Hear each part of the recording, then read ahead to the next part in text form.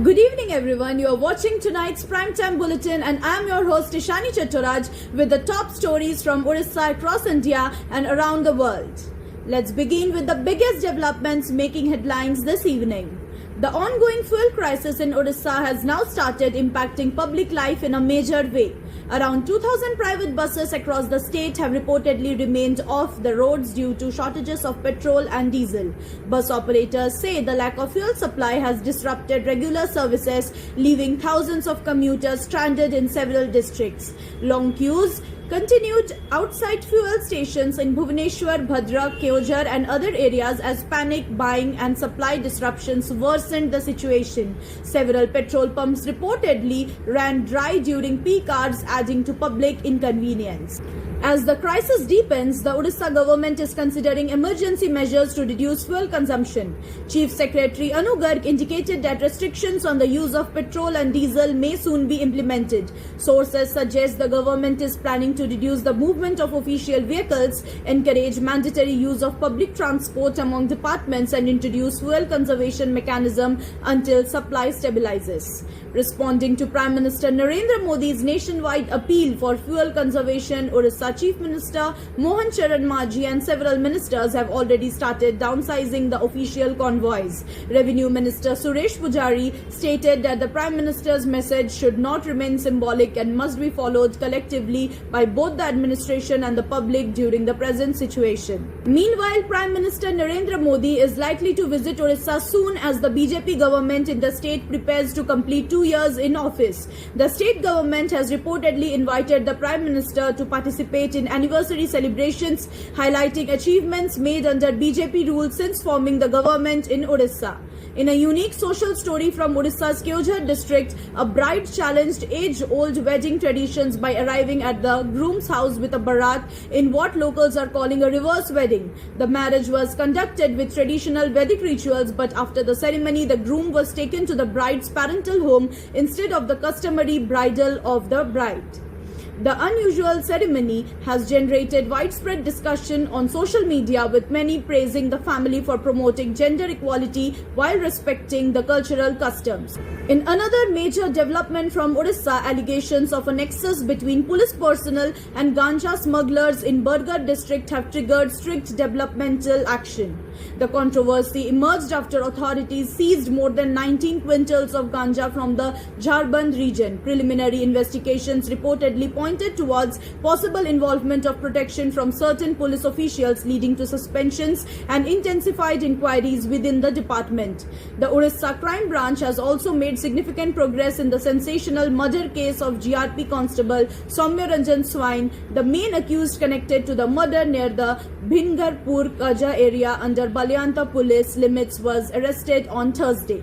The case has sparked widespread outrage after the constable was allegedly attacked and killed earlier this month. Investigators are continuing to probe the motive and possible involvement of others. Turning to election-related developments, the Election Commission of India has announced the launch of the Special Intensive Revision or SIR Phase 3 of electoral rolls beginning July 1st. Odisha is among the 16 states selected for the exercise, which aims to update voter list and ensure greater electoral accuracy ahead of upcoming elections. More than 36 crore voters across the country are expected to be covered under the revision process. Now to national news. In Delhi, police have arrested 2 men accused of gang raping a woman inside a private bus in the Nangloi area of West Delhi. According to investigators, the woman was allegedly assaulted while traveling in the vehicle. The incident has once again raised serious concerns regarding women's safety in the national capital, promoting calls for stricter monitoring of private transport services. From Kerala, senior Congress leader V.D. Sathesan has been chosen as the next chief minister after the Congress officially named him the leader of the legislative party. The announcement comes after days of high-level discussions with the party leadership in Delhi and is being seen as a major political development in the southern state. In the energy sector, Tata Power is reportedly exploring the possibility of launching nuclear power projects in collaboration with multiple states. Feasibility studies are currently underway and Odisha is believed to be among the states under consideration. Detailed project reports are expected to be finalized within the next 6 months. In neighboring West Bengal, the state government has enforced stricter cattle slaughter regulations under the revised Animal Slaughter Control Act. The new rules are aimed at regulating slaughter practices and preventing more open slaughter activities, a move that has already triggered political debate across the state. In business news, consumers across the country are set to feel the impact of raising dairy cost. Dairy giants Amul and Mother Dairy have increased milk prices by Rs 2 per litre across several variants with effect from May 14th. The companies cited raising procurement, transportation and operational expenses as the primary reasons behind the hike. Moving to defense and strategic affairs, engineering major Larsen and Toubro has entered into a strategic partnership with France-based Exail to develop advanced unmanned mine countermeasure systems for the Indian Navy.